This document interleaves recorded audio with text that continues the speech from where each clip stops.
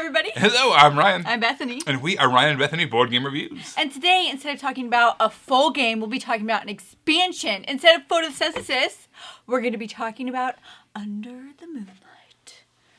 Ooh. This is the new expansion for Photosynthesis. Photosynthesis itself is all about sunlight and trying to grow plants. However, in Undr the Moonlight, the expansion, it adds in the element of moonlight. So you're trying to collect these lunar points. You have a little animal maple running on the board who's going to help collect moon points for you. There's 3 different modules to the expansion that kind of add on to it. And you can do 1, 2, or 3 of them all at the same time. It's up to you how you want to do it. So we've been really enjoying Undr the Moonlight. And since we've already reviewed this, if you want to see the gameplay to that, Ryan will link that at the bottom of this video so you can find out our full thoughts on that. But for now, we're just going to be talking about the expansion. And our quality was questionable. Our equipment was questionable. We were putting stuff out there. We were, yeah. Now you have a reason to subscribe to us. Hopefully. All right, so Undr the Moonlight, you're collecting these points from the moon. The first thing the module I want to talk about is the Undr tree. It's obviously this big tree featured on the cover. Quite simply, it's just a big, giant tree that sits on the board. You put it out there, and it blocks the sun, as well as the moon. Other parts of the game, the moon can actually kind of still get through the tree branches or whatever you want to look at it as. But the Undr tree, I almost said elder sign. The Undr tree does in fact block the sun and the moon. So that's the first module. So why is getting blocking the moon important or not important? Why is it bad?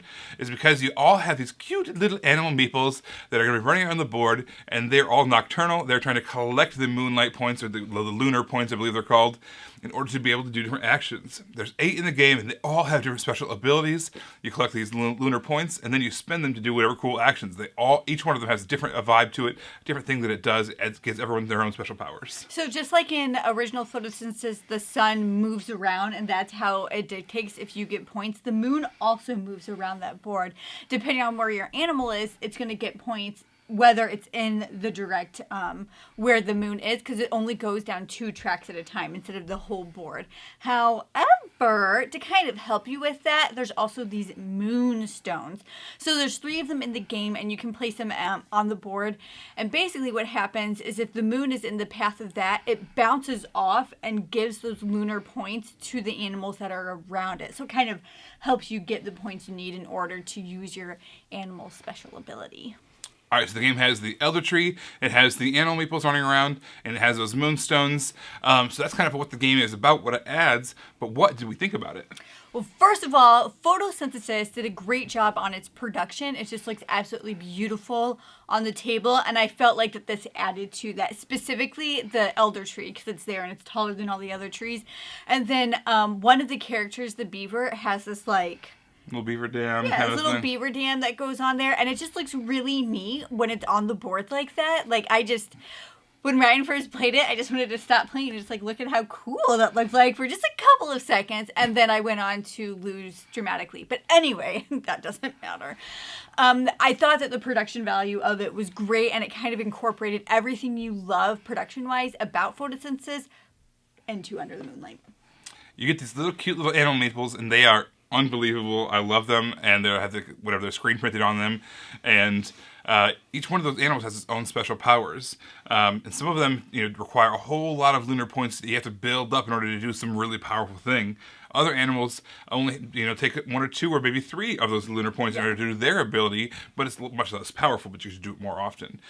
And so it was really fun exploring and playing all these different animals. They all had different vibes about them. Yeah. Like some might maybe help trees grow faster. Some might help you plant seeds faster in more variety of places.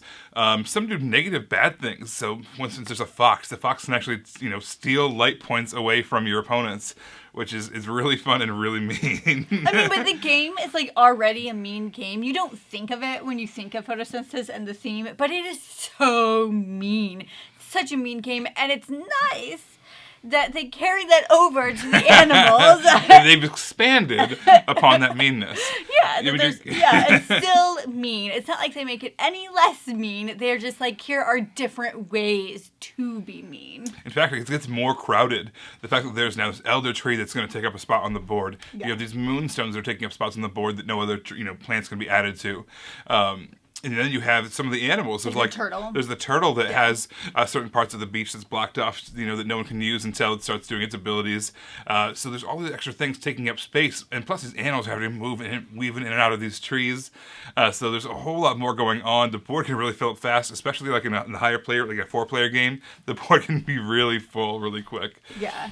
If you play with people who play a lot of lighter games, I maybe wouldn't introduce this to them all at once, but if you play with like pretty consistent gamers, I think you could probably throw it all in. Yeah, especially as long as you're willing to keep track of it and not make them keep track of all the things and how they move. Yeah, and the sun's moving clockwise, the moon's moving counterclockwise. Yeah. There's a lot of kind of, I don't know, bookkeeping's the wrong word, but there's a little bit of extra steps in there to make everything work. So yeah, I thought this was a lot of fun. I really enjoyed the new modules added. Everything I liked about photosynthesis is still there. There's just more of it, which is what I like when I play an expansion. Sometimes it can add, confusing things or add on additional things that just make it bog it down a little bit. And I didn't feel like that was happening. This was just, there's still constant action going on. And all the things that were there are still there. There's just more of it. Yeah. Well, thank you so much for watching. Make sure to subscribe to us so you can see our videos as they come out. You can also find us on Facebook. We are Ryan and Bethany Board Game Reviews. You can find us on Twitter. We are Ryan and Bethany 1. And you can find us on Instagram under Ryan and Bethany. Everybody, thanks so much for watching. We will see you next time. Bye.